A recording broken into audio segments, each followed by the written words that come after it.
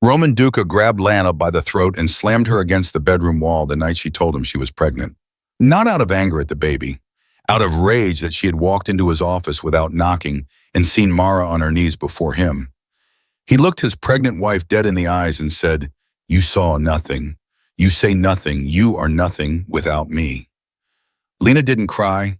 She didn't scream. She touched her belly, felt her baby move, and smiled. Because that was the night she decided to destroy him. She disappeared. And when she came back, she was married to the one man Roman feared most in this world. If this story moves you, subscribe to our channel and follow Lena's journey all the way to the end. Drop a comment with the city you're watching from so we can see how far this story travels. Lena Duca had not cried in 4 years. Not when her mother died. Not when Roman's enemies sent a severed finger to their front door as a warning. Not when she miscarried their first child alone in a hospital room because Roman was handling business in Detroit. She had trained herself to be steel. Roman needed steel beside him, and she had become exactly what he needed. But tonight her hands were shaking. She stood outside Roman's office on the second floor of their estate, and through the frosted glass she could see two shapes pressed together. She could hear the low murmur of a woman's voice and then laughter. Soft, familiar laughter. It was Mara, her best friend since college. The woman who had held her hand through every dark night in this life. The woman who had promised her just last week over coffee that she would be the baby's godmother. Lena's fingers curled around the door handle, but she didn't turn it. She just stood there listening. "Roman, stop," Mara whispered, but her voice carried no conviction. "She's downstairs." "She's asleep," Roman said. His voice was low confident, the same voice he used when he closed deals worth millions. "She's been asleep since 9. She doesn't know anything." "She's your wife. And you're the one I want." Lena released the door handle. Her hand dropped to her side. Inside her belly, the baby kicked again, hard, almost like a warning. Almost like it was saying, "Move, go, now." She didn't storm in, she didn't scream, she didn't break anything. Lena Duca turned around, walked down the hallway, descended the stairs, crossed the marble foyer, and opened the front door of the mansion she had called home for 6 years. The night air hit her face. It was cold for September. She pulled her cardigan tighter and kept walking. She didn't take her phone, she didn't take her purse, she didn't take the car. She just walked down the driveway past the iron gates that the guards opened without question because she was Mrs. Duca and nobody questioned Mrs. Duca, and she disappeared into the dark. That was the last time anyone in Roman Duca's world saw her for 8 months. Roman didn't notice she was gone until morning. He woke up at 6 like he always did, reached for her side of the bed and found it cold. He assumed she was in the kitchen. She always made tea before he woke up, chamomile with honey, a habit she'd kept since they first got married. He showered, dressed, and came downstairs expecting to find her at the counter. The kitchen was empty. "Lena," he called. Nothing. He checked the garden, the library, the nursery she had been decorating for the baby. Every room was still. Her phone sat on the nightstand fully charged. Her wallet was in her handbag on the kitchen counter. Her car was in the garage. Roman felt something shift in his chest, a cold weight he hadn't felt since his father died. He called Enzo, his right hand, the man who ran his security detail. "Where's my wife?" Enzo's voice was careful. "She left through the front gate last night, boss, around 11:30, on foot." "On foot," Roman's voice cracked, and nobody stopped her. "She's your wife, boss. We don't stop your wife." Roman threw his phone across the room. It shattered against the wall, and in the silence that followed, he understood something terrible. She knew. Somehow she knew. He called Mara. She picked up on the second ring, and before she could even say hello, he said, "Did you see Lena last night?" The pause told him everything. "Roman," Mara started, her voice trembling. "I don't think—" "Did she see us?" Silence. "Mara, did she see us?" "I don't know. I don't know, Roman. I swear I don't know." He hung up. He stood in the middle of his kitchen, a man who controlled half the drug trade on the Eastern Seaboard, a man whose name made judges sweat and prosecutors resign, and he had no idea where his pregnant wife was. The first 72 hours were chaos. Roman deployed every resource he had, 30 men on the streets, private investigators, surveillance footage from every gas station, bus terminal, and train station within 100 miles. He called in favors from police contacts, from FBI agents on his payroll, from rival families who owed him debts. Nothing. Lena had vanished like smoke. On the fourth day, Roman sat across from Enzo in his office. The same office where he'd held Mara. The memory of it burned in his throat like acid. She planned this, Enzo said quietly. He was the only man alive who could speak to Roman with honesty and keep his teeth. She didn't leave on impulse, boss. She left her phone. She left her cards. She didn't take a car. That means she had something else set up. A bag stashed somewhere, cash. Maybe a fake ID. Roman stared at him. My wife doesn't know how to get a fake ID. Your wife survived 6 years married to you, Enzo replied. She knows more than you think. That hit Roman somewhere deep. He looked down at his hands and realized they were trembling. Roman Duca, whose hands had never shaken while holding a gun, couldn't keep them steady now. Find her, he said. I don't care what it costs. I don't care who you have to hurt. Find her and bring her home. But Enzo already had something else on his mind. He leaned forward. Boss, there's something you need to know. Before we focus everything on Lena, you should hear this. Roman looked up. Salvatore Marchetti has been making moves on the west side. His men were seen in our territory twice this week, and there's talk he's been reaching out to your suppliers in Colombia. Roman's jaw tightened. Salvatore Marchetti. The name alone was enough to change the temperature in any room. He ran the Marchetti family out of Chicago, and his reputation was built on one simple principle: total destruction. He didn't compete with rival families. He erased them. What does Marchetti want? Roman asked. What he always wants. Everything. Handle it, but Lena comes first. Everything else comes second.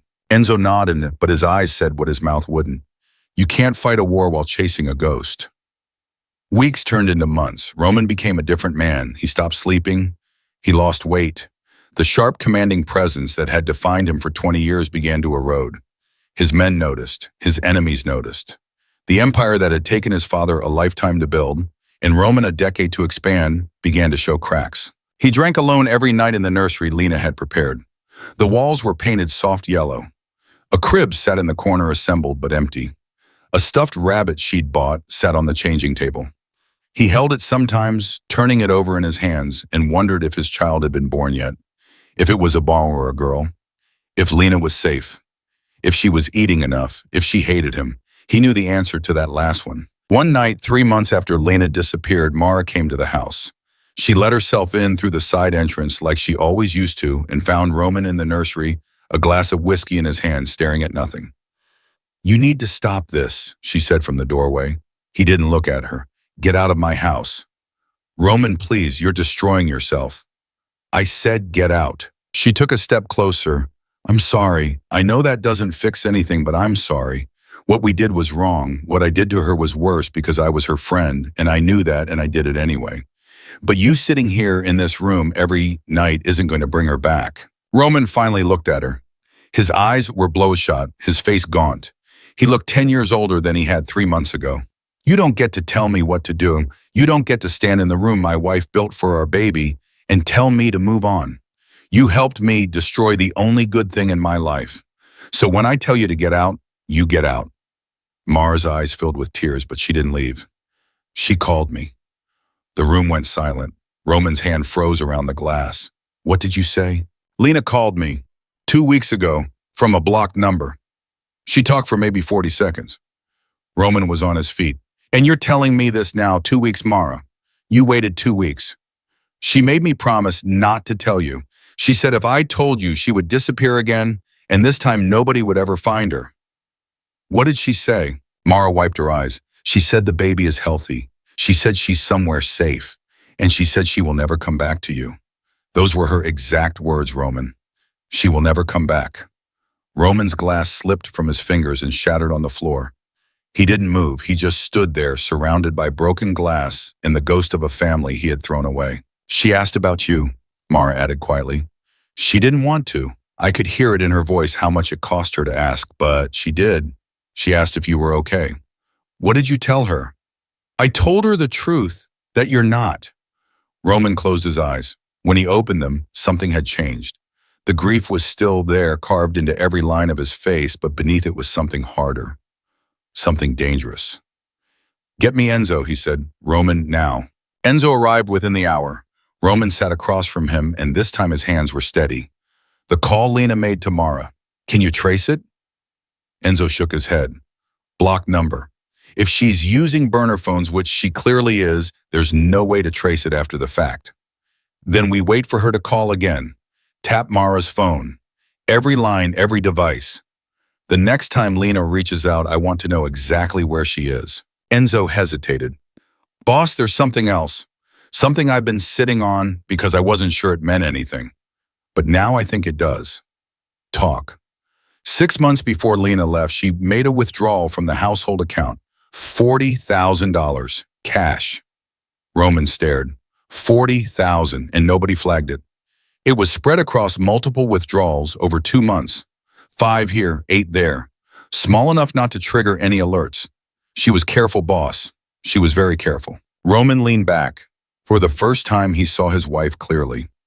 Not the quiet, loyal woman who made him tea and decorated nurseries.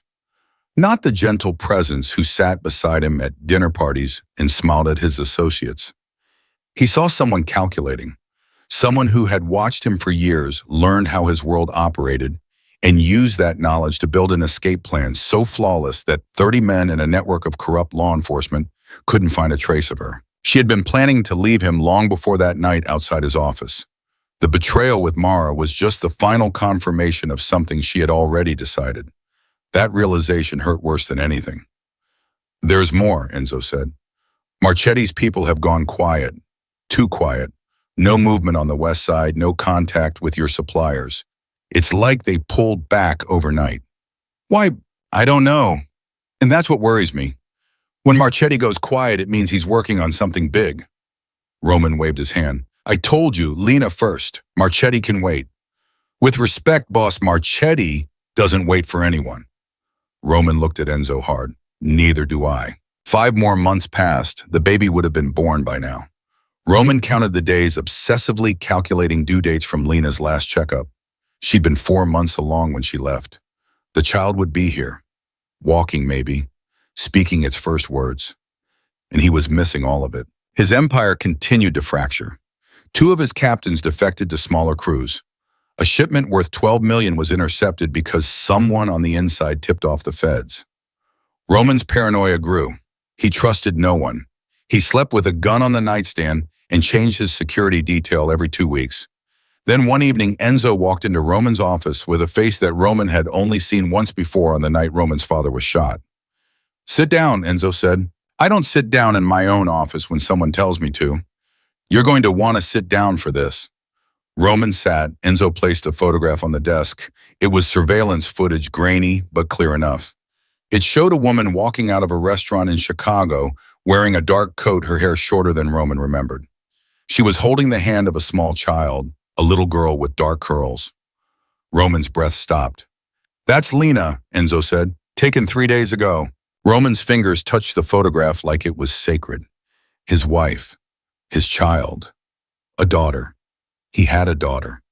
There's more, Enzo said, and his voice carried a weight that made Roman look up. She's not alone, boss. She's not hiding. She's living openly, under a new name. What name? Enzo paused. It was the longest pause of Roman's life. Elena Marchetti. The name hit Roman like a bullet to the chest. He stood up so fast his chair crashed backward. His hands gripped the edge of the desk until his knuckles turned white. Say that again. Elena Marchetti. She's using Salvatore Marchetti's last name because she married him, boss. 4 months ago, Lena married Salvatore Marchetti. Roman didn't speak. He didn't move. He stood there, gripping the desk, and the world he had built, the world he had sacrificed everything to maintain, collapsed around him in perfect, devastating silence. His wife, the mother of his child. In the arms of the most dangerous man on the continent, and not as a prisoner, not as a hostage, as his wife. Enzo waited. He had served Roman for 15 years and had seen him survive things that would destroy lesser men. But he had never seen this. He had never seen Roman Duca look broken. When Roman finally spoke, his voice was barely a whisper. Get the car. We're going to Chicago. Enzo didn't argue. He didn't remind Roman that walking into Marchetti's territory was a death sentence. He didn't mention that their forces were depleted, that their alliances were fractured, that this was exactly the kind of emotional decision that got men in their world killed. He just nodded and walked out. Roman stood alone in his office. He picked up the photograph and stared at the little girl holding Lena's hand. His daughter. She had his eyes. Even in the grainy surveillance image, he could see it. She had his eyes. He pressed the photograph to his chest and made a promise. Not to God, because men like Roman had lost the right to speak to God a long time ago. He made the promise to himself. He was going to get them back. Both of them. No matter what it cost. No matter who stood in his way. No matter if Lena hated him for the rest of her life. He was going to bring his family home, or he was going to burn everything to the ground trying. The drive from New York to Chicago took 11 hours. Roman didn't sleep for a single minute of it. He sat in the back seat of the armored SUV staring at the surveillance photograph of Lena and the little girl, and he replayed every moment of their marriage in his head. Every morning she made his tea. Every night she waited up for him no matter how late he came home. Every time she smiled at him across the dinner table and made him believe even for a second that he was more than the monster the world knew him to be. He had thrown all of it away. For what? For Mara. For a woman who meant nothing. For a thrill that lasted minutes and cost him everything. Enzo drove in silence. He had been Roman's right hand for 15 years, and he knew when to speak and when to shut his mouth. This was a shutting his mouth moment, but as they crossed into Indiana, he finally broke the quiet. We need a plan, boss. The plan is I get my wife back. That's not a plan, that's a feeling. And feelings get people killed in Marchetti's territory. Roman looked up from the photograph. What do you suggest? I suggest we don't drive straight into Chicago like we own it. We don't. Marchetti has 300 men in that city. We're rolling in with 6. If he finds out you're on his ground, he won't talk. He'll shoot. He won't shoot if I have something he wants. Enzo glanced in the rearview mirror. What do you have that Marchetti wants? Roman reached into his jacket and pulled out a small leather folder. He tossed it onto the seat beside him. The shipping routes, every single one. The ones my father built 30 years ago, the ones I expanded into the Gulf. Marchetti's been trying to get his hands on those routes for a decade. That's why he went after my suppliers in Colombia. That's why his men were in my territory. You're going to trade your shipping routes for Lena. I'm going to trade whatever I have to trade. Enzo shook his head slowly. Boss, if you give him those routes, you lose the eastern seaboard. You lose everything. I already lost it everything, Enzo, 8 months ago. They arrived in Chicago at 4 in the morning. Enzo had arranged a safe house through a contact who owed him a favor from a decade ago. It was a small apartment above a dry cleaner on the south side, far from Marchetti's known territory. They set up surveillance equipment, pulled in what little intelligence they had on Marchetti's operation, and waited for daylight. By noon, Enzo had made contact with a low-level associate in Marchetti's organization, a man named Paulie, who had a gambling debt that made him very cooperative. Paulie confirmed what the surveillance photo had already told them. She's real, Paulie said over a burner phone, his voice nervous and rushed. Elena Marchetti. That's what everyone calls her. She showed up about 8 months ago. Nobody knows where she came from. Marchetti introduced her at a dinner, said she was his wife, and that was that. Nobody asked questions because nobody asked Marchetti questions. What does she look like? Roman asked, even though he already knew. He needed to hear it. Dark hair cut short, pretty, quiet. She doesn't talk much at events, but when she does, people listen. Marchetti treats her like a queen man. I've never seen him like that with anyone. He's got his arm around her every time they're in public. And the kid, the little girl, he treats her like his own. Roman's hand tightened around the phone until the plastic creaked. Where do they live? Enzo asked, taking over before Roman crushed the phone entirely. Marchetti's compound on the North Shore. Gated, guarded cameras everywhere. You're not getting in there without an invitation. Then we'll get an invitation, Roman said. Enzo ended the call and looked at Roman with the expression of a man watching someone walk toward a cliff. How exactly do you plan to get an invitation to Salvatore Marchetti's compound? I'm going to call him. You're going to call Marchetti directly. He'll take my call. He married my wife. He's been waiting for this. Roman was right. When he dialed the number that Paulie provided, Marchetti picked up on the first ring as if he'd been expecting it. Roman Duca. Marchetti's voice was deep, calm, almost amused. Took you longer than I thought. You know why I'm calling. I do. And I want you to know something before we go any further. She came to me. I didn't take her. I didn't trick her. She showed up at my door 8 months ago, pregnant, alone, and terrified. She told me who she was. She told me what you did. And she asked me for one thing. What? Protection. From you. The words hit Roman like a fist to the stomach. He gripped the edge of the table and forced himself to breathe. She's my wife, Roman said. She was your wife. Now she's mine. And I'll tell you something, Duca. I've done a lot of ugly things in my life, but I have never once raised my hand to her. I have never once made her cry. I have never once put another woman in her bed. Can you say the same? Roman said nothing. The silence stretched between them like a wire about to snap. Marchetti continued, but I'm a reasonable man, and I know you didn't drive 11 hours to have a phone conversation. So here's what I'll do. Come to my house tomorrow night, 8 o'clock. We'll sit down like civilized men and talk about what happens next. You have my word that no harm will come to you while you're under my roof. Your word, Roman repeated. My word is the only currency that matters in this business. You know that. Roman looked at Enzo, who was shaking his head violently, mouthing the word trap over and over. I'll be there, Roman said. Bring your man Enzo. Leave the rest outside. And Roman, don't bring a gun into my home. If I find one on you, the conversation ends, and it ends badly. The line went dead. Enzo exploded. This is a setup. You know that. You walk in there, you don't walk out. He gave his word. His word, he's a murderer, Roman. He killed the entire Visconti family in one night. Women and children. And you're trusting his word.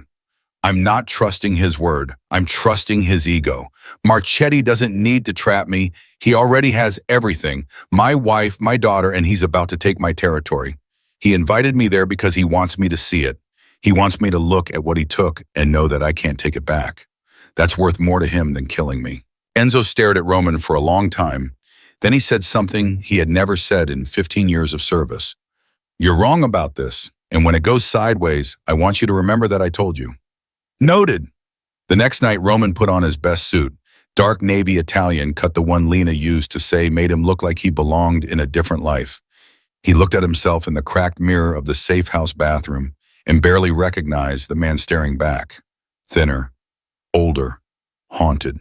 He left his gun on the kitchen counter.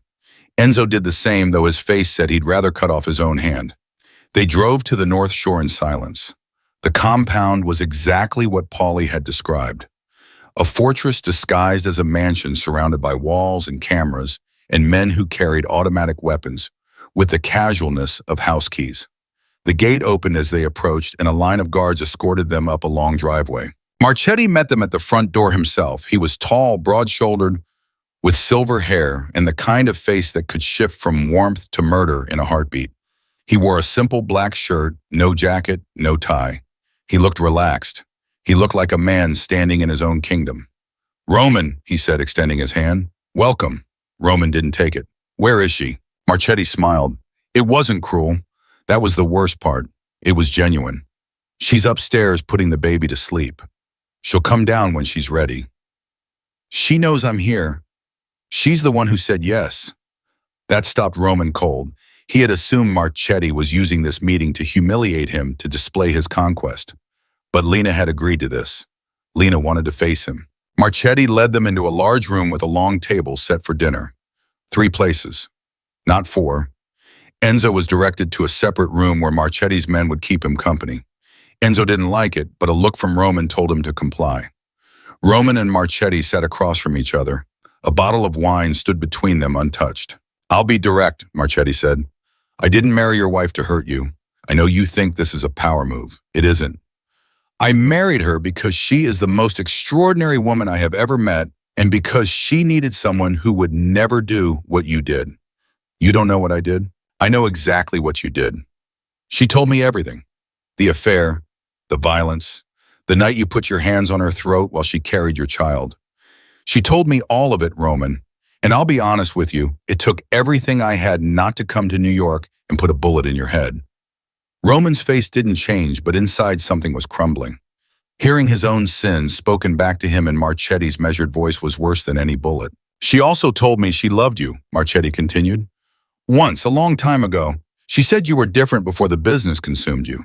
She said you used to be kind. I didn't come here to talk about who I used to be. Then why did you come? I came for my daughter. Marchetti's expression shifted for the first time. The warmth disappeared. In its place was something cold and absolute. Your daughter has a home.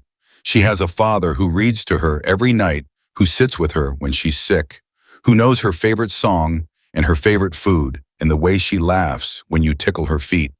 That father is me. You are a name she has never heard. She has my blood. Blood doesn't make a father. Presence does. And you weren't present. You were too busy destroying your wife to be a father to your child.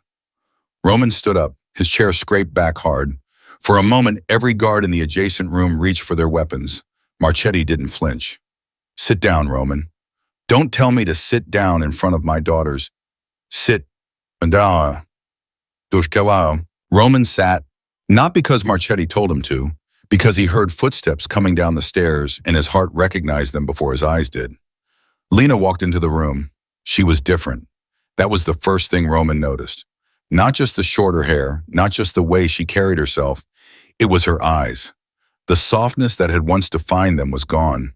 In its place was something forged in fire. She looked at Roman the way a survivor looks at the wreckage they escaped. She didn't speak for a long moment. She just stood there studying him as if she were deciding whether he was worth the words. You look terrible, she finally said. Lena. His voice broke on her name. He hated himself for it. Don't. She held up her hand. Don't say my name like that, like you have the right to be hurt. You lost that right the night you wrapped your hand around my throat and told me I was nothing. I was wrong. You were more than wrong. You were dangerous. And I stayed anyway for months because I thought I could fix you. I thought the man I married was still in there somewhere, but he wasn't. You killed him yourself, Roman. You killed him with every lie, every betrayal, every time you looked at me and saw something you owned instead of someone you loved. Roman's eyes were wet. He blinked hard, refusing to let the tears fall. I loved you. You loved the idea of me, a wife who obeyed, a wife who looked the other way, a wife who stayed pretty and quiet while you ran your empire and slept with my best friend in the room next to where our baby would sleep. Lena, I swear. What do you swear that it was only Mara? That it was only once? Don't insult me, Roman. I found 3 others before her. 3. I just didn't have the courage to leave until I saw it with my own eyes. The room went dead silent. Even Marchetti, who had seen and heard almost everything in his life, sat completely still. Roman stared at her. 3 others. The waitress from the restaurant on Fifth Avenue, your accountant's wife, and a woman named Diane who sent you photos on a phone you thought I didn't know about. I found that phone 6 months before I left. That's when I started planning. The withdrawals, Roman whispered. $40,000, enough to disappear, enough to build a new life. And I want you to know something, Roman. I didn't go to Salvatore because I wanted revenge. I went to him because he was the only man powerful enough to protect me from you. When I showed up at his door, I expected him to use me as leverage. I expected to trade one cage for another. But he surprised me. He gave me a choice. He said I could stay as long as I wanted, leave whenever I wanted, and he would protect me either way. She looked at Marchetti and something passed between them that Roman couldn't bear to watch. It was real. Whatever they had, it was real. He earned my trust, Lena said, turning back to Roman. Slowly, over months, he never pushed, he never demanded. He just showed up every day and proved that a man in this world could be powerful and still be decent. So when he asked me to marry him, I said yes, not to hurt you, because I wanted to. Roman pressed both hands flat on the table. He could feel his pulse in his fingertips, in his temples, in the hollow of his chest where his heart used to be. And our daughter, he asked, does she know about me? Lena's expression hardened. She knows nothing about you, and that's how it's going to stay. She's my child, Lena. She's my child. Mine. I carried her alone. I gave birth to her alone in a clinic with no name on the door because I was terrified your men would find me. I held her in my arms and swore that she would never know the life I lived with you. She will never see men with guns at the door. She will never hear whispered threats. She will never watch her mother get slammed against a wall. I will never. You already did. Lena's voice was like steel. Once is enough. Once is a lifetime, Roman. and I will spend the rest of mine making sure she never feels what I felt. She turned to Marchetti. I'm done. I said what I needed to say. Marchetti stood and nodded. He looked at Roman with something that might have been pity, which was worse than hatred. You heard her, Roman. You have your answer. Go home. Roman didn't move. He sat at that table with his hands flat on the wood and his world in ruins around him. And for the first time in his life, he had absolutely nothing to say. Lena walked toward the doorway. She paused with her back to him and said one final thing without turning around. The shipping routes, the ones your father built. Salvatore already has them. Your man in Colombia, Fuentes, he switched sides 3 months ago. Everything you thought you still had is already gone. She left the room. Her footsteps went up the stairs back to the nursery, back to the daughter Roman had never held. Marchetti buttoned his jacket and gestured toward the door. My men will escort you out. Drive safe, Roman. It's a long way back to New York. Roman stood on legs that felt like they belonged to someone else.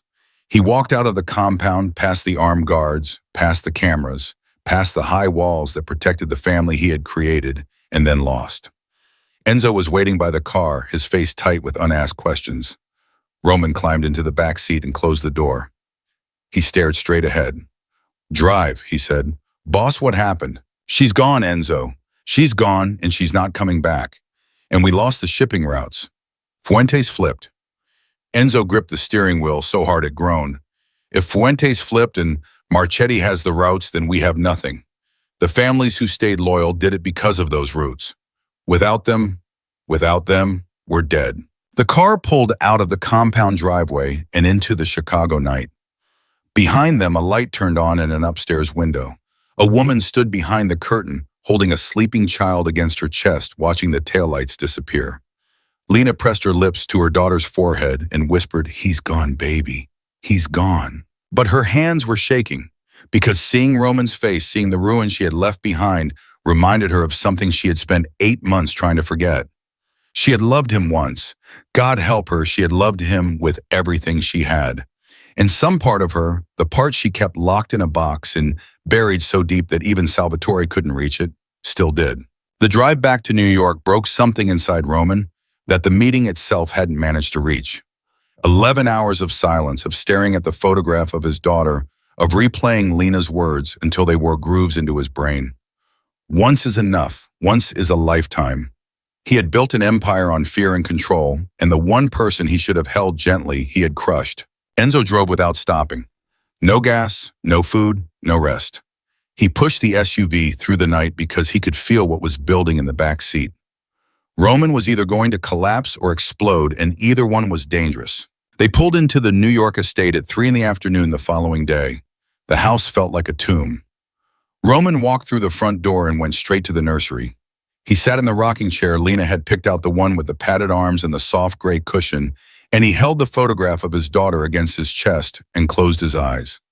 He stayed there for 2 days. On the third day, Enzo forced himself through the nursery door with a tray of food and a reality check. Boss, you need to eat. Roman didn't open his eyes. Leave it. I'm not leaving it. I'm not leaving this room until you eat something and listen to what I have to say. Because while you've been sitting in this chair feeling sorry for yourself, our world has been falling apart. Roman's eyes opened. They were red-rimmed but focused. Enzo set the tray down and pulled a chair close. Marchetti moved fast. The second we left Chicago, he reached out to every family on the East Coast. The Torrentes, the Valencias, the Quan organization in Boston. He told them he has our shipping routes. He told them Fuentes is his now. And he offered them all a deal. Switch allegiance from Duca to Marchetti, and they keep their territory plus a 15% increase in their cut. How many flipped? All of them. Roman stared. All of them. Every single one. The Torrentes went first within hours. The Valencias followed by morning. Quan held out for 2 days, but his people pressured him. It's over, boss. The alliance your father spent 30 years building is gone. We're alone. Roman looked down at the tray. A sandwich, a glass of water, an apple. Simple things. Lena used to cut his apples into slices because he once mentioned years ago that his mother did that when he was a boy. She remembered everything. She remembered everything and he remembered nothing. He picked up the water and drank it. How many men do we have left? Loyal maybe 40, and I use the word loyal loosely. They're loyal because they're scared. The second they stop being scared, they're gone too. Money. Enough for 6 months, maybe less. Without the shipping routes, there's no revenue stream. We're burning cash on security on payroll, on keeping the feds at bay. And speaking of the feds, there's a rumor that Marchetti's been feeding information to a task force in Washington. Small things, breadcrumbs, all of them pointing at you. Roman set the glass down slowly. He's setting me up. He's burying you, and he's doing it without firing a single shot. Your wife gave him the blueprint. She lived with you for 6 years. She knows your operation inside and out. The accounts, the contacts, the safe houses, everything you thought she wasn't paying attention to, she was memorizing. That was the part that cut deepest. Not Marchetti's power or his strategic brilliance. The fact that Lena, his quiet, gentle Lena, had been studying him like an enemy the entire time. She hadn't just left him. She had armed herself with everything she needed to destroy him, and she had handed that weapon to the one man who would use it without hesitation. "There's one more thing," Enzo said. His voice dropped. "Mara's dead." Roman's head snapped up. "What?" "Found this morning, in her apartment. Single gunshot back of the head. Professional work. No witnesses, no cameras. Clean." Marchetti. That's what I thought at first. But it doesn't fit his pattern. Marchetti doesn't kill women. It's his one rule, the thing that makes the other families trust him. He's brutal, but he draws a line. This was someone else. Roman stood up for the first time in 2 days. His legs were stiff, his body weak, but his mind was sharp. Mara was dead. The woman he had betrayed, Lena, with the woman who had been the catalyst for everything that followed, was dead.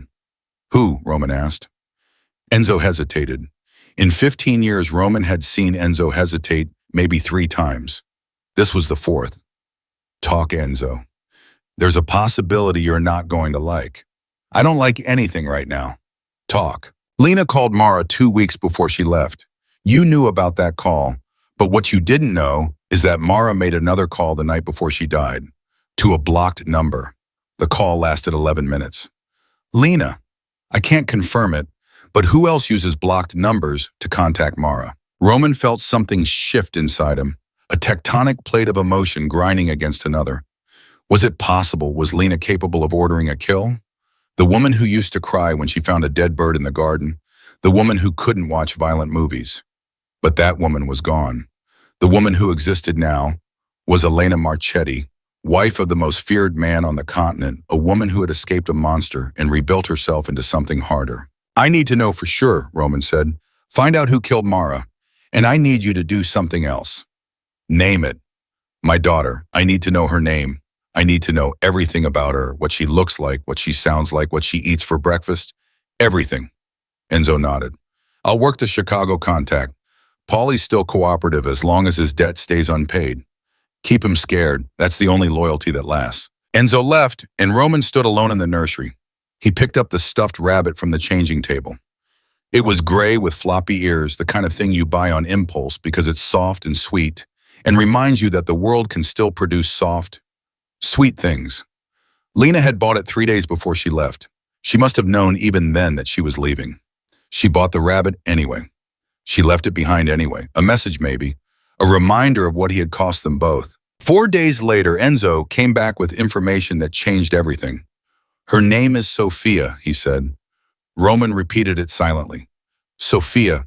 His daughter's name was Sophia. "She's 11 months old, walking barely.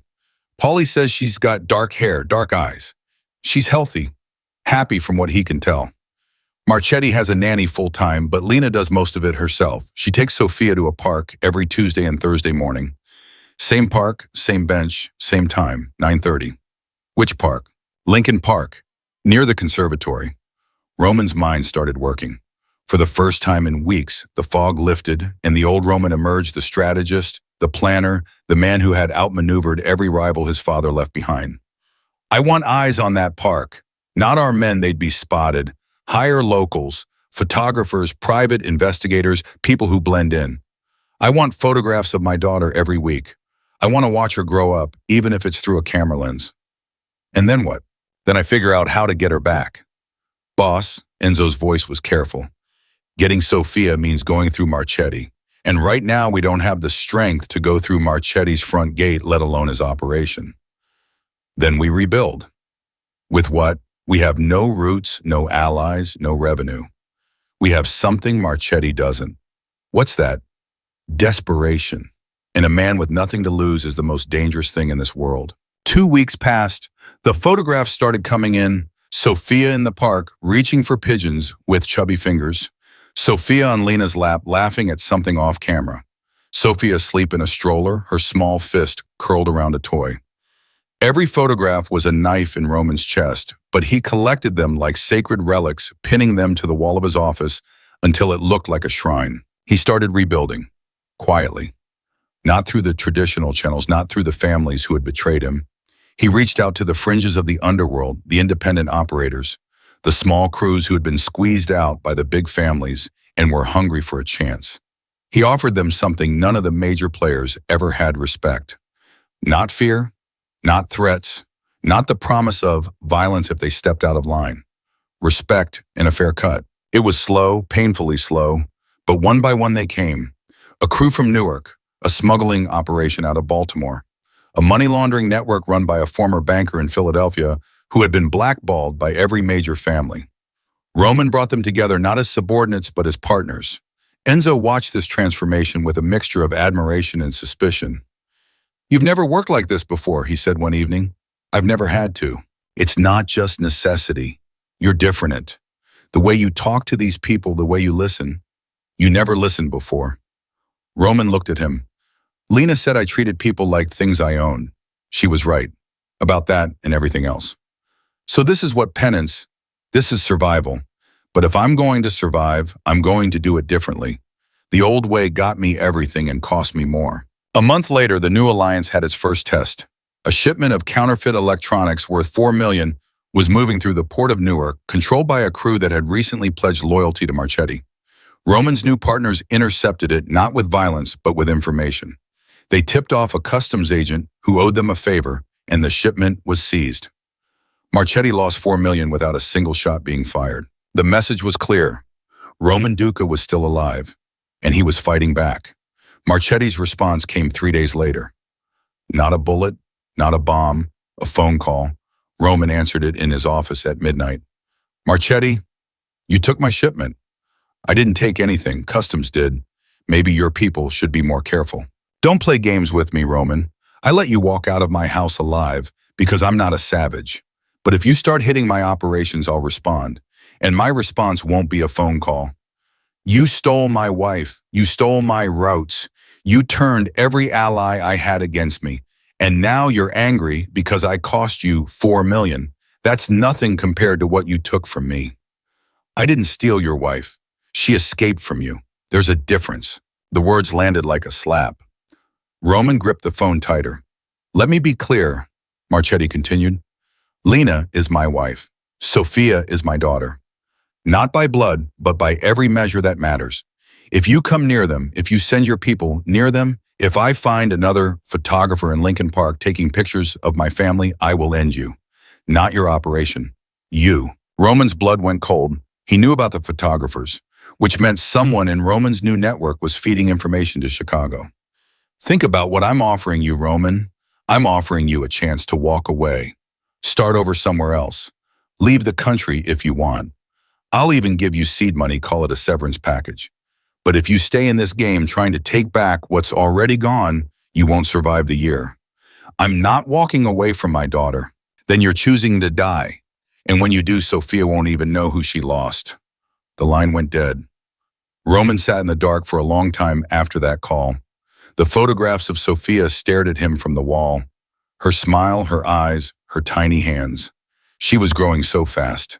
In the newest photos, she was standing on her own, holding on to Lena's fingers for balance. She would be walking soon, running, speaking in full sentences, calling Marchetti Dad. Every day that passed was a day further from his daughter. He called Enzo in. "We have a leak." "I know, I've been narrowing it down. It's either the Newark crew or the Baltimore people. Someone's reporting our moves to Marchetti. Find them, quietly. Don't let anyone know we're looking. And when I find them, bring them to me, alive." It took Enzo 1 week. The leak was a man named Vincent Caro, a mid-level operator in the Baltimore network. He had been in contact with Marchetti's people for 6 weeks, passing along operational details in exchange for protection money. Enzo brought him to the basement of the New York estate at 2 in the morning. Roman came downstairs. Vincent was tied to a chair, his face bloody from Enzo's interrogation, but his eyes were defiant. "You know who I am," Roman said. "I know who you used to be. You used to be somebody. Now you're running a crew of nobodies out of a house that's falling apart." Roman pulled a chair up and sat directly in front of him. "Who's your contact in Marchetti's organization?" "I'm not telling you anything. Vincent, I'm going to ask you one more time, and I want you to think very carefully about what happens if you don't answer. Not because I'm going to hurt you. I've done enough hurting in my life. But because the men standing behind you, the ones from Newark and Baltimore and Philly, they trusted you. They brought you into this alliance because they believed in what we were building. And you sold them out for protection money." Roman stood and stepped aside. Behind him stood 6 men, the leaders of every crew in his new alliance. They had come when Roman called, and they were looking at Vincent with the kind of cold fury that didn't need to be performed. Vincent's defiance cracked. His eyes darted from face to face, and he saw his future in every one of them. "A woman," he blurted. "My contact is a woman. She calls me from a blocked number. She never gives her name, but she knows things. She knows about every move before we make it. She knew about the Newark job 3 days before it happened." "A woman," Roman repeated. "She's not Marchetti's people. At least I don't think she is. She sounds young, American. She told me Marchetti would protect anyone who fed him information, and she was right. His men left me alone while everyone else was getting squeezed." Roman looked at Enzo. Enzo's face was pale. "A woman with a blocked number," Enzo said quietly, "who knows our operations inside and out." The realization hit Roman like a train. Not Marchetti's intelligence network, not a rival crew, not a Fed. Lena. Lena was running the intelligence operation against him. Not just hiding, not just surviving, actively dismantling him piece by piece, contact by contact, from a nursery in Chicago while their daughter slept in the next room. Roman walked away from Vincent without another word. He climbed the stairs, crossed the foyer, and went back to his office. He stood in front of the wall of photographs and looked at Lena's face in every shot. The woman pushing the stroller. The woman sitting on the park bench.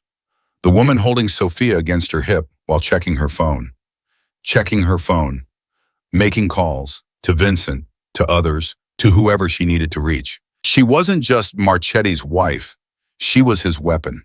The most effective weapon any crime boss had ever wielded, because she knew Roman better than anyone alive. She knew his habits, his patterns, his blind spots.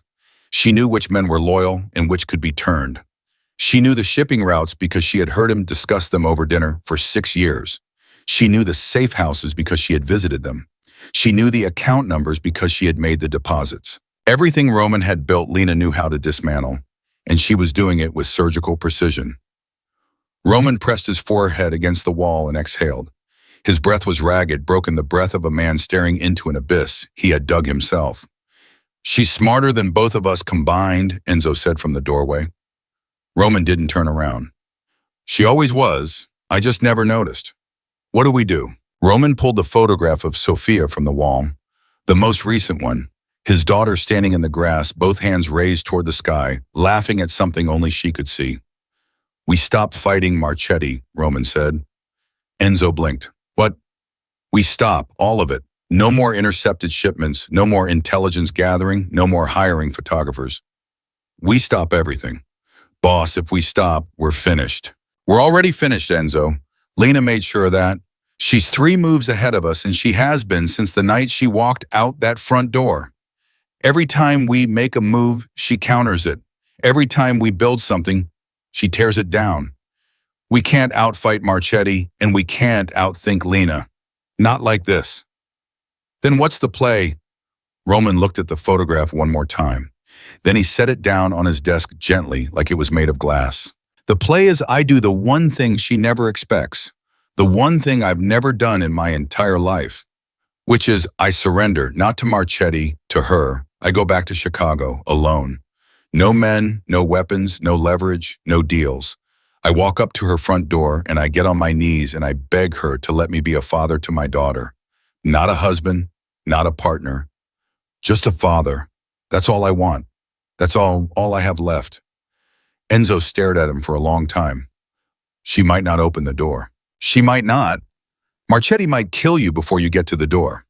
He might. You're willing to die for a chance to say sorry. Roman picked up the photograph again. Sophia's face, his eyes staring back at him from a child he had never held. I'm willing to die for a chance to say hello. Enzo tried to stop him. For the first time in 15 years, he physically blocked the door and said, I won't let you do this. Roman looked at him calmly. Move. You're walking into a death sentence. Marchetti told you on the phone if you come near his family, he'll kill you. Those were his exact words. And now you want to show up at his front door with nothing? No men, no gun, no plan. That is my plan. That's suicide, Roman. That's not courage. That's a man who's given up. Maybe, but it's my choice and I need you to respect it. Enzo's jaw clenched. His eyes were wet, which shocked Roman because he had never seen Enzo show emotion. Not when they buried friends. Not when they survived ambushes. Not once. You're the only family I've got, Enzo said. You know that, right? 15 years. I don't have a wife. I don't have kids. I have you in this house, in this job, and you're asking me to stand here and watch you go die. Roman put his hand on Enzo's shoulder. I'm not going to die. I'm going to meet my daughter. You don't know that? No, I don't. But I know that if I stay here hiding behind walls and men with guns, I lose her forever. And that's the one thing I'm not willing to survive. Enzo stepped aside. His hands shook as he opened the door. Roman walked through it without looking back. He drove himself this time. No armored SUV, no security detail. Just Roman in a rented sedan, heading west on I-80 with nothing but his wallet, his driver's license, and the photograph of Sophia in his jacket pocket. He left his gun on the nightstand. He left his phone with Enzo. He wanted no connection to his old life when he stood in front of Lena. The drive felt different this time. The first trip to Chicago had been fueled by rage and desperation.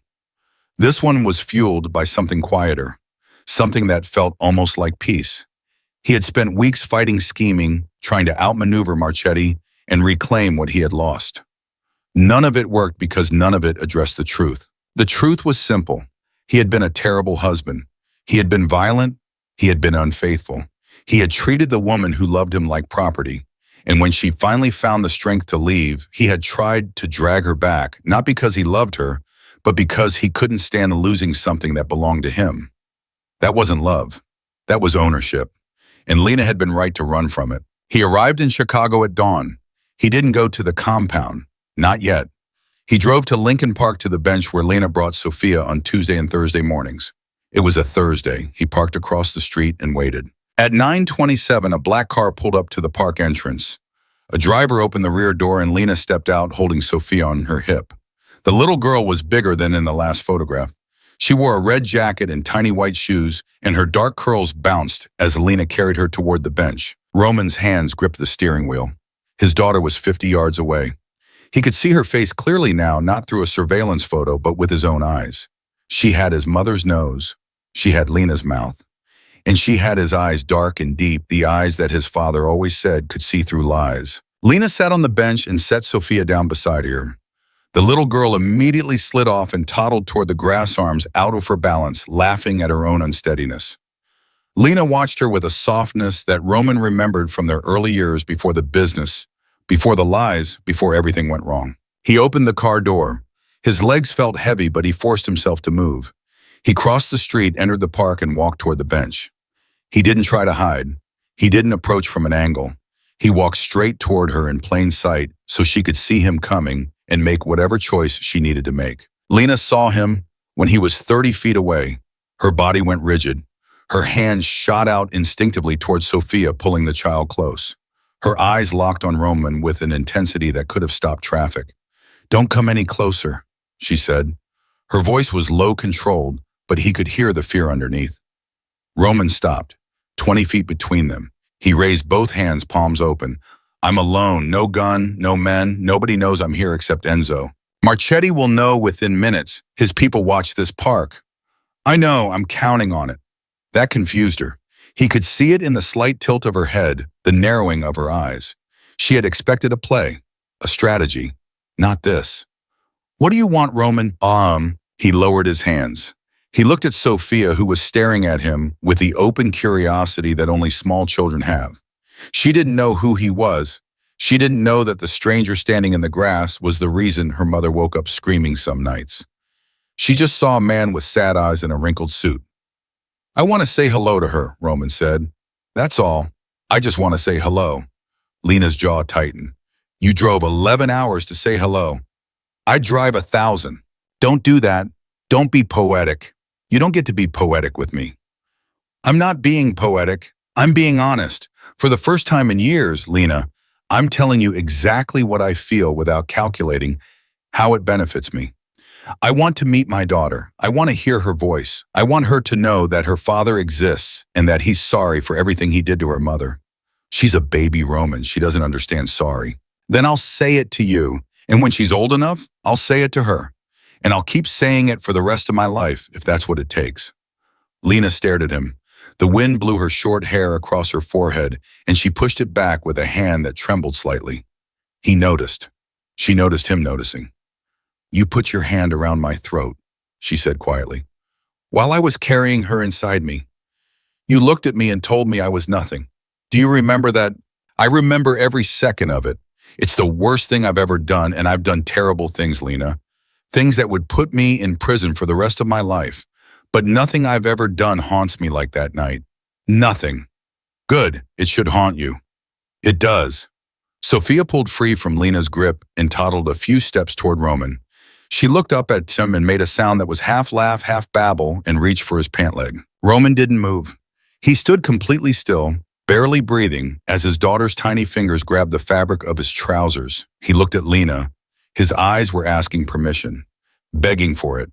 Lena's face was a war zone. Every emotion she had suppressed for 13 months fought to the surface at once. Anger, grief, fear, and something else, something she hated herself for feeling. Mercy. Don't pick her up, she said. I won't. Don't make her cry. I won't. Roman slowly, carefully lowered himself to one knee. He was at Sophia's eye level now. She studied his face with the serious concentration of a child encountering something new. Then she reached out and touched his cheek with her palm. Roman's composure shattered. A sound came out of him that he didn't recognize, something between a gasp and a sob, raw and guttural, and entirely unlike anything he had ever produced. Tears spilled down his face and over Sophia's small fingers. She looked surprised, then concerned, then she did what children do when they don't understand sadness. She patted his cheek gently as if trying to fix whatever was broken. Hi, Sophia, Roman whispered. Hi, baby girl. She babbled something incomprehensible and smiled. It was the most beautiful thing he had ever seen in his life. Behind him, tires screeched. 2 black SUVs pulled up to the park. Doors flew open. 6 men in dark suits emerged, moving fast hands inside their jackets. Marchetti's security. Step away from the child, the lead man commanded. Now. Roman didn't move. He stayed on one knee, Sophia's hand still on his cheek, and he said to Lena, Call them off, please. I'm not here to take her. I'm not here to fight. Lena stood. She raised her hand toward Marchetti's men. Wait, hold on, just wait. The lead guard hesitated. He looked at Lena, then at Roman, then back at Lena. Mrs. Marchetti, we have orders. I know what your orders are. I'm telling you to wait. Tell Salvatore I have it under control. Tell him Roman is unarmed and I'm handling it. The guard pulled out a phone and stepped back. The other 5 maintained their positions, hands still inside jackets, eyes locked on Roman, with the kind of professional focus that meant one wrong move would end in blood. Roman gently removed Sophia's hand from his face and stood. He took 2 steps back, creating distance, showing compliance. Sophia whined at the loss of contact and reached for him again, but Lena scooped her up. You need to go, Lena said, before Salvatore gets here. I'm not leaving until I say what I came to say. You said hello. You met her. Now go. That's not all of it? Roman's voice was steady now. The tears had dried, replaced by a clarity that comes only when a person has truly decided to stop lying. I'm not here to take Sophia from you. I'm not here to fight Marchetti for custody or territory or revenge. I came here to tell you that I'm done. Done with what? All of it. The business, the empire. The war with Marchetti. I'm walking away. I'm disbanding my crew, shutting down my operations, liquidating everything. I'm done. Lena stared at him like he was speaking a foreign language. You can't be serious. I've never been more serious. I've spent the last 13 months trying to claw back what I lost, and all I've managed to do is prove that I deserve to lose it. You were right about me, Lena. Everything you said in Marchetti's dining room was true. I treated you like property. I treated everyone like property, and the empire I built is a monument to the worst version of myself. So you're just going to quit. I'm going to try to become someone worth knowing, someone Sophia wouldn't be ashamed to call her father. Not today. Not next month. Maybe not even next year. But eventually, I'll do whatever it takes. Therapy, meetings. I'll move to a different city, get a regular job, live in a studio apartment. I don't care. I just want the chance somewhere down the line to be in her life. Not as a boss, not as a name people fear, as her dad. Lena clutched Sophia tighter. The child had fallen quiet, sensing the tension, her big eyes moving between the two adults. You don't know how to be a regular person, Roman. You've been in this life since you were 17. I know. That's why it has to be a choice. A daily choice. And I'm making it. A new vehicle arrived. A single black sedan, heavier than the SUVs, armored. The door opened and Salvatore Marchetti stepped out. He wasn't smiling this time. His face was granite, his eyes cutting straight to Roman with the precision of a man assessing a threat. Roman, his voice carried across the park like a judgment. You were warned. Salvatore, don't. Lena stepped between them. He's unarmed. He came alone. He just wanted to see Sophia. I told him what would happen if he came near my family. She's his daughter, Salvatore. The words hung in the air. Marchetti's expression flickered. Something human moved behind those cold eyes just for a second before the mask came back. She's our daughter, Marchetti corrected. I've raised her. I've protected her. I've given her everything. And I'm grateful for that, Roman said. Everyone turned to him. Even Marchetti's guards looked surprised. Roman Duca expressing gratitude to his greatest enemy was not something anyone expected to witness. I mean it, Roman continued. You gave them what I couldn't. Safety, stability, a home without violence. I hated you for it. For months, I hated you so deeply I could taste it. But standing here, seeing Sophia healthy and happy and loved, I can't hate you anymore. Because you did what I should have done. You put them first. Marchetti studied Roman's face with the practiced eye of a man who had survived decades by reading people accurately. He was looking for the lie, the angle, the hidden move. He didn't find one. You're serious, Marchetti said. It wasn't a question. I'm disbanding my operation, all of it. The crews, the alliances, the remaining assets. You can have whatever's left. I don't want it. What do you want? Time. With Sophia, supervised, scheduled on your terms. Once a month, once a year, whatever Lena agrees to. I'll submit to any conditions. Background checks, drug tests, a guard in the room, whatever makes you both comfortable. I just want her to know I exist. Marchetti looked at Lena. Something passed between them. The silent communication of two people who had built trust through shared danger. Lena's eyes were wet, but her jaw was set. Not today, she said to Roman. I can't decide this today. I'll wait. However long it takes, I'll wait. And if I say no, Roman took a breath that seemed to come from the deepest part of him. Then I respect it. And I spend the rest of my life knowing I tried. Marchetti turned to his lead guard. Stand down. Let him leave. The guard stepped back. The tension in the air eased by a fraction, just enough for Roman to feel his lungs expand fully for the first time since he'd arrived. Roman looked at Sophia one more time. She was watching him over Lena's shoulder, her dark eyes wide and curious. He raised his hand and gave a small wave, the kind of wave you give when you're not sure if someone can see you, but you try anyway. Sophia waved back, a clumsy, open-palmed wave with her whole arm the way babies do, like she was trying to grab something in the air. Roman turned and walked back to his car. Every step was agony. Every step took him further from his daughter. But he kept walking because that was the deal. That was the new Roman, a man who kept his word even when it cost him everything. He drove 3 blocks before he had to pull over. He sat on the side of the road and sobbed so hard the car shook. He sobbed for Sophia, for Lena, for the man he used to be before greed and power turned him into a monster. He sobbed for his mother, who had died when he was 20 and never got to see him become a father. He sobbed for the years he had wasted and the damage he had done, and the unbearable weight of knowing that the only good things in his life were the things he had destroyed. When the tears finally stopped, he sat in silence for a long time. Then he picked up a payphone at a gas station and called Enzo. "It's me. You're alive." Enzo's voice cracked with relief. "Thank God. What happened?" "I saw Sophia. I talked to Lena. Marchetti showed up. And you're still breathing." "I'm still breathing. Listen to me carefully. When I get back, I want you to call a meeting with every crew in the Alliance. Everyone. Newark, Baltimore, Philly, all of them." "What's the meeting about?" "I'm telling them it's over. I'm dissolving everything. They're free to go independent or join another family. I'm out." The silence on the other end lasted so long, Roman thought the call had dropped. "Enzo, I'm here. I just never thought I'd hear you say those words." "Neither did I." "What about me? What happens to me?" Roman closed his eyes. Enzo, the man who had stood beside him through everything, the man who had just told him he was the only family he had. "You come with me, if you want to, not as my bodyguard or my right hand, as my friend. We figure out the next chapter together." "The next chapter of what?"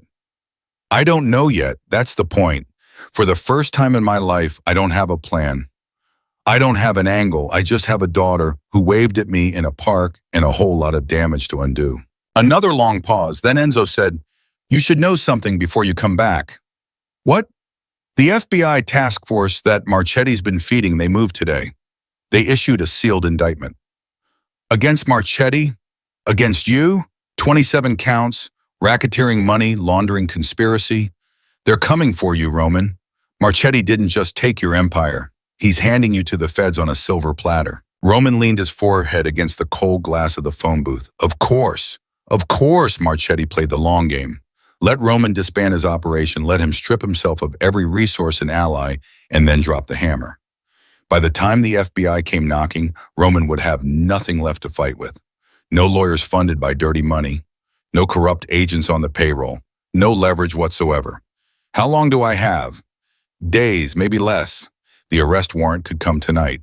Roman stood in that phone booth, a man with no empire, no allies, no money, and a federal indictment hanging over his head. Behind him was a city where his daughter slept in a home he would never enter. Ahead of him was a prison cell or a life on the run, and yet standing there, stripped of everything he had ever used to define himself, Roman Duca felt something he hadn't felt in 20 years. Free. Not happy, not safe, not hopeful, just free. Because the worst had finally happened. Every fear, every nightmare scenario he had spent decades building walls against had come true, and he was still standing. "Don't come back to the house," Enzo said urgently. "If they're watching the estate, they'll pick you up the second you arrive. Go somewhere safe. Let me figure out our options." "There are no options, Enzo. There are always options. Not this time. I'm coming home, and when they come, I'm not running." "Roman, listen to me. I spent my whole life running. From my father's shadow, from my own conscience, from the truth about who I was. I'm done running. If the price of what I've done is prison, then I pay it. Maybe that's the only way Sophia ever respects me. Not as a man who escaped justice, but as a man who faced it. You'll die in there. You have enemies in every federal prison in the country. Then I die knowing I did one honest thing at the end." Roman hung up the phone. He stood in the cold for a full minute, breathing in the night air, feeling it fill his lungs with something sharp and clean. Then he got back in the car and pointed it east, toward New York, toward whatever was waiting for him. 11 hours, the same drive, the same highway, but a different man behind the wheel. In Chicago, Lena put Sophia to bed. She sang the lullaby she always sang, the one her own mother used to sing, soft and tuneless and perfect. Sophia's eyes closed, her breathing slowed, and Lena stood over the crib watching her daughter sleep. Marchetti appeared in the doorway. "She's down. She's down." He walked up behind Lena and put his hands on her shoulders. "Are you okay?" "No. Do you want to talk about it?" Lena turned to face him. "You filed the indictment." Marchetti didn't deny it. "I filed it months ago. Today was just the execution. You used me. You let me believe he was just going away. You let me believe this was over. But you were planning to put him in prison the entire time. I was planning to protect you. He's dangerous, Lena. He was on his knees in a park today crying because he touched his daughter's face for the first time. Does that sound dangerous to you? A wolf doesn't stop being a wolf because it shows you its belly. Lena pulled away from his hands. He said he's disbanding his operation. He said he's walking away from everything. And you believe him. I saw his face, Salvatore. I know what Roman Duca looks like when he's lying, and I know what he looks like when he's broken. He wasn't lying today. He was broken. Marchetti's expression hardened. Broken men are unpredictable. That makes them more dangerous, not less. Or it makes them human. Something you and I stopped being a long time ago. The words landed hard. Marchetti stepped back as if she had struck him. What are you saying? I'm saying that I left Roman because he was a monster. And I married you because you were kind. But what you did today, filing that indictment behind my back, using the information I gave you to destroy him, that's not kind. That's calculated. And it reminds me of exactly the kind of man I swore I would never trust again. Lena, everything I've done has been to protect you and Sophia. No. Everything you've done has been to eliminate a rival. Don't wrap it in love and call it protection. I grew up in this world, Salvatore. I know the difference. She walked out of the nursery and closed the door behind her. Marchetti stood alone in the dark, listening to his daughter breathe, and for the first time since he married Lena, he felt the ground shift beneath him. Lena didn't sleep that night. She lay in the guest bedroom, the one she hadn't used since her first week in Marchetti's house, staring at the ceiling while her mind replayed two faces. Roman on his knees in the park, tears running over their daughter's fingers. Salvatore in the nursery doorway, his jaw set, his eyes calculating, even while he said the word love. She had left one powerful man because he crushed her. She had married another because he lifted her up. But tonight, lying alone in the dark, she understood something she had been avoiding for months. Salvatore Marchetti had never once asked her what she wanted. He had given her safety, comfort, a beautiful home, and a name that made people step aside. But he had never asked. He had decided for her the same way Roman used to decide for her, just with softer hands. At 3 a.m, her phone rang. A blocked number. She answered it without thinking because blocked numbers had been her language for over a year. Lena. It was Enzo. His voice was ragged, stripped of the calm professionalism she had always associated with him. I know you don't owe me anything. I know you hate me for standing beside him all those years. But he's going to prison, and before he does, there's something you need to know. How did you get this number? I've had it for months. Roman doesn't know. I traced it after you called Vincent Caro. I never told him because I figured if you were running intelligence against us, you had your reasons. And you did. Lena sat up in bed. What do you want, Enzo? Mara, you need to know the truth about Mara. Lena's breath caught. Mara's death had haunted her since she heard about it. She had assumed Marchetti ordered it, despite his rule about women. She had buried the thought because examining it too closely meant examining the man she had married. Roman didn't kill her, Enzo said, and Marchetti didn't kill her. I checked every angle. The hit was professional, clean a single round from a suppressed weapon. No DNA, no witnesses, but the ballistics came back to a gun registered to a man named Carlo Peretti. I don't know that name. You do, you just know him as Carlo, Marchetti's head of security, the man who runs the detail at your house. Lena felt the blood drain from her face. Carlo works for Salvatore. Why would Salvatore order Mara killed if he has a rule about? That's the point. Marchetti didn't order it. Carlo acted alone. And the reason he killed Mara is because she was about to talk. She had contacted a journalist at the Chicago Tribune 2 days before she died. She was going to tell them everything. About Roman, about you, about your disappearance, and about Marchetti's involvement. The story would have exposed Marchetti's entire operation. How do you know this? Because the journalist called me. After Mara died, she had no source. She started digging on her own and found me. She told me Mara had documents. Financial records, photographs, communications between Marchetti and his Colombian contacts. Mara had been collecting evidence for months. Why would Mara do that? Enzo paused. When he spoke again, his voice was heavy. Guilt. She destroyed your marriage, Lena. She knew it. She carried it every day. After you disappeared, she fell apart. She started drinking, stopped working, lost her apartment. And somewhere in that spiral, she decided the only way to make it right was to bring down the people who hurt you. All of them. Roman and Marchetti. Lena's hands were shaking. She pressed the phone harder against her ear. Mara was trying to protect me. In her own broken way, yes. She gathered enough evidence to put Marchetti away for life. And Carlo found out and silenced her before she could hand it over. Does Salvatore know? That's the question, isn't it? Either he ordered it and his rule about women is a lie, or Carlo acted on his own to protect the boss. Either way, the man sleeping down the hall from your daughter has a killer on his payroll who murdered your best friend. Lena ended the call. She sat in the dark for a long time, holding the phone against her chest, feeling her heart beat against it. Mara. The woman she had hated for a year. The woman whose betrayal had shattered her life. That same woman had spent her final months trying to take down the empire that consumed Lena, and she had died for it. At 6 in the morning, Lena walked into Marchetti's study. He was already awake, sitting behind his desk, a cup of coffee untouched beside him. He looked like he hadn't slept either. We need to talk about Carlo, Lena said. Marchetti's face didn't change, but his fingers stopped moving on the desk. That was his tell. Lena had learned it early. When Salvatore Marchetti's hands went still, it meant she had found something he didn't want found. What about Carlo? He killed Mara Benton, my best friend, the woman Roman had an affair with. Carlo put a bullet in the back of her head because she was about to expose your operation to a journalist. Where is this coming from? It doesn't matter where it's coming from. What matters is whether you knew. Marchetti stood. He walked around the desk slowly, the way he moved when he was thinking, calculating, choosing his words with the precision of a surgeon. I didn't order it, he said, but you knew.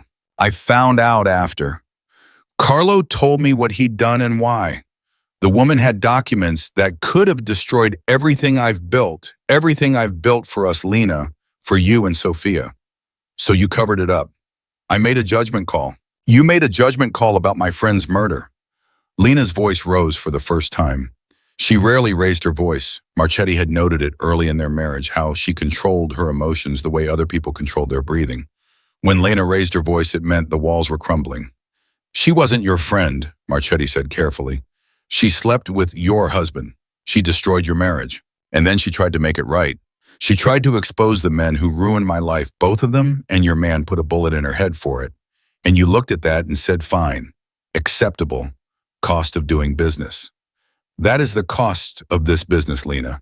You knew that when you married me. I married you because you told me you were different. I am different. I didn't order the kill. You sanctioned it after the fact. That's the same thing with cleaner hands. Marchetti's composure cracked for the first time. His voice dropped low, almost a whisper, and it carried more menace than any shout. What do you want me to say, that I should have turned Carlo over to the police? That I should have let your friend publish an article that would have put me in prison and left you and Sophia with no protection? Is that what you want? I want you to be the man you pretended to be. The man who said he'd never hurt a woman. The man who said he'd give me a choice. Where was my choice in this, Salvatore? Where was my choice when you decided my friend's life wasn't worth the risks to your empire? I was protecting you. You were protecting yourself, just like Roman. Different words, same lie. She turned to leave. Marchetti caught her arm. Not hard, not like Roman, but firmly enough to stop her. Let go of my arm, Lena said. So he held on for 1 second. 2. Then he released her. But that second of hesitation told Lena everything she needed to know. The gentleness was conditional. The respect was strategic. And the line between protection and control was thinner than she had allowed herself to believe. She went upstairs, packed a bag for Sophia, and was at the front door within 20 minutes. Carlo himself was standing in the foyer, arms cross-blocking her path. Mrs. Marchetti, I can't let you leave without Mr. Marchetti's approval. Lena looked at the man who had killed Mara. He was tall, square-jawed, with the flat eyes of someone who had disconnected from his own humanity years ago. She felt nothing for him, no fear, no rage, just a cold, absolute certainty. You killed my friend, she said, and now you're standing between me and that door. I want you to think very carefully about what happens next. Because if you don't move, I will walk out of this house and call every journalist Mara was in contact with. I have the documents she collected. I've had them for 3 weeks because Enzo sent them to me. Every financial record, every communication, every photograph. If I walk out that door, those documents go to the Tribune, the Times, and the FBI simultaneously. Carlo's face went white. He looked past Lena toward the study where Marchetti was presumably listening. Move, Lena said. Carlo moved. Lena carried Sofia out of the Marchetti compound at 6:45 in the morning. She put her daughter in the car seat of the black sedan that Marchetti's driver always left in the driveway, keys in the ignition, and she drove herself out of the gate. The guards watched her go. None of them tried to stop her. They had heard what she said to Carlo, and they knew that a woman with that kind of leverage was more dangerous than any man with a gun. She drove for an hour without knowing where she was going. Sofia slept in the back seat, oblivious, her stuffed bear clutched against her chest. Lena's hands were steady on the wheel. Her mind was clear. For the first time in over a year, she was not running from something. She was running towards something. She just didn't know what it was yet. She pulled into a gas station and used the payphone. She dialed a number she had memorized months ago but never called. It rang 4 times. Hello, Enzo's voice, cautious. It's Lena. Where is Roman? He's at the estate, waiting. The FBI could be here any minute. They won't come today. How do you know that? Because the indictment Marchetti filed was based on evidence that I can discredit. Half of it came from my intelligence work, and I can testify that it was gathered under duress and coercion. Marchetti pressured me into running operations against Roman. If I come forward, the case falls apart. Is that true? Did he pressure you? Lena paused. The honest answer was no. She had done it willingly. She had wanted Roman destroyed because he had destroyed her. But the legal truth and the emotional truth were 2 different things, and Lana had learned from 2 of the most powerful men in the country that the truth is whatever you can make people believe. It's true enough, she said. Tell Roman I'm coming. Tell him not to go anywhere. And Enzo, tell him to make tea, chamomile with honey. I'll be there by tonight. She hung up and got back in the car. Sofia stirred in the back seat, opened her eyes, and said the only full words she knew. Mama. I'm here, baby. Mama's right here. Lena drove east, toward New York, toward the house she had fled 13 months ago, toward the man who had put his hands around her throat and the man who had gotten on his knees in a park and cried. They were the same man. The question was, which one would be waiting for her? She arrived at the estate at 8 in the evening. The iron gates were open, no guards, no security detail, just an empty driveway and a front door that was unlocked. She carried Sofia inside. The house was dark except for a light in the kitchen. Roman was sitting at the counter with 2 cups of tea, chamomile with honey. His eyes were swollen from crying, and he looked like he had aged 5 years and 2 days. But when he saw Sofia, when he saw Lena standing in the doorway of the kitchen with their daughter on her hip, something in his face came back to life. You came, he said. Don't make me regret it. I won't. You will. At some point you will. Because you're human and humans disappoint each other. But if you ever raise your hand to me again, I won't leave this time. I'll end you. And you know I can. I know you can. She sat across from him. Sofia reached for the cup of tea and Lena moved it gently out of reach. The little girl fussed, then settled, then looked at Roman with those dark eyes that mirrored his own. Say hi to your daughter, Lena said. Roman reached across the table and took Sofia's hand. She gripped his finger with the fierce strength that babies have, the grip that says, don't know who you are, but I'm holding on anyway. Hi, Sofia, he whispered. I'm your dad. I'm sorry I'm late. Sofia looked at him, studied him with that same serious expression she had in the park, and then she smiled. Not a big smile, not a laugh, just a small, quiet smile like she was keeping a secret. Roman looked at Lena. What happens now? Now you make good on every promise you made in that park. You disband the operation, you cooperate with whatever legal process comes, but you don't go to prison for crimes Marchetti manipulated you into. I have documents that can shift the weight of that indictment off you and onto him. It won't erase everything you've done, but it'll give you a chance. And us. There is no us, not like before, maybe not ever. I'm here because Sofia deserves a father who's trying to be better, not because I've forgiven you. Forgiveness is a bumpy road, Roman. We're not even at the beginning of it. I'll walk it, however long it takes. I know, that's the only reason I'm sitting here. Marchetti called that night. Lena answered because she owed him that much. Where are you? His voice was controlled, but she could hear the fracture beneath it. New York. With him. With my daughter's father, yes. After everything I've done for you, after everything I gave you. You gave me a lot, Salvatore, and I'll never forget that. You saved my life when I had nowhere to go. You treated Sophia like your own. You showed me that kindness could exist in this world, but you also lied to me. You covered up my friend's murder. You used the information I gave you to destroy Roman, not to protect me, but to eliminate competition. And when I confronted you, your man blocked my door. I let you go after I threatened to expose you. That's not letting go. That's losing leverage. Silence. Heavy charged the silence of a man who was not accustomed to losing. I loved you, Lena. That part was real. I believe you. I believe you love me in the way you know how. But the way you know how isn't enough. Not for me, not anymore. And Roman's way is better, the man who choked you. Roman's way nearly killed me, but he's trying to change. He's dismantling everything he built. He's choosing to be vulnerable in a world that punishes vulnerability. I don't know if he'll succeed, but he's trying, and that's more than you offered me when I asked you to be honest. You're making a mistake. Maybe, but it's my mistake, my choice. And that's all I ever wanted, Salvatore, the right to choose. She hung up.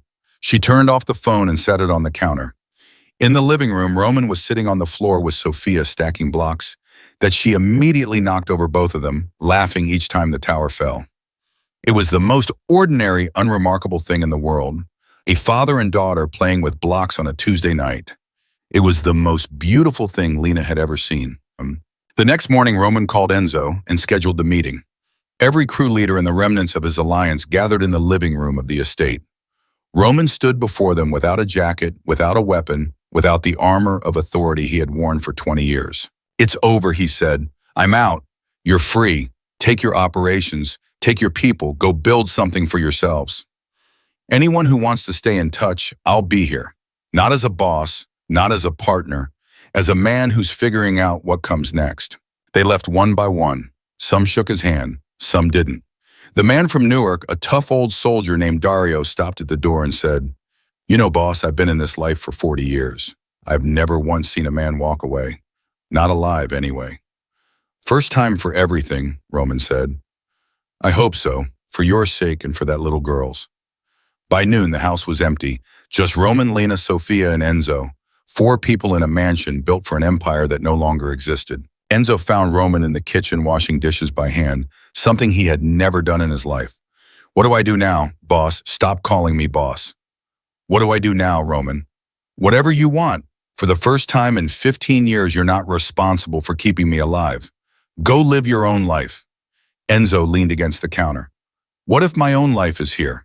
What if the only thing I know how to do is watch your back? Roman turned off the water and looked at him. Then watch my back while I learn to cook. Because Lena said if I'm going to be in this house, I'm making dinner every night. And I don't know how to boil an egg. Enzo laughed. It was the first genuine laugh Roman had heard from him in years, maybe ever. That evening, Roman attempted spaghetti. He burned the garlic, overcooked the noodles, and used too much salt. Sophia threw most of hers on the floor. Lena ate 3 bites and pushed the plate away. It's terrible, she said. I know. You'll get better. I'll try. She looked at him across the table, this man she had loved and hated and fled and returned to. He was not the man she married. He was not the man she left. He was someone new, someone unfinished, someone raw and uncertain and trying so hard it was almost painful to watch. Roman, yeah, don't burn the garlic next time. Okay, and don't ever make me run again. He met her eyes. Never, I swear on her life. He looked at Sophia, who was smearing sauce on her cheeks and giggling. Don't swear on her life, swear on yours. I swear on mine. Lena nodded. She picked up her fork and took another bite of the terrible spaghetti. And for the first time in over a year, she didn't check the exits. She didn't calculate escape routes. She didn't listen for footsteps behind her. She just sat at a kitchen table with her daughter and a man who was learning slowly and painfully and imperfectly how to be human. Outside, the night settled over the estate. No guards at the gate, no cameras on the walls, no men with guns patrolling the perimeter. Just a house with a light on in the kitchen and the sound of a baby laughing and 2 people sitting across from each other, eating bad spaghetti, saying nothing and everything at the same time. Lena Duca had walked through fire. She had been broken by a man who was supposed to protect her, rebuilt by a man who used her as a weapon, and in the end she had saved herself. Not with guns, not with power, not with the protection of dangerous men, with the one thing none of them could take from her, her choice. And she chose to stay, not because she forgave him, not because the past was erased, but because somewhere beneath the wreckage of everything they had destroyed, there was a man trying to build something new, with shaking hands and a burned dinner and tears he wasn't ashamed to show. That was enough. Not forever, not for certain, but for tonight, sitting in a quiet kitchen with their daughter between them, it was enough.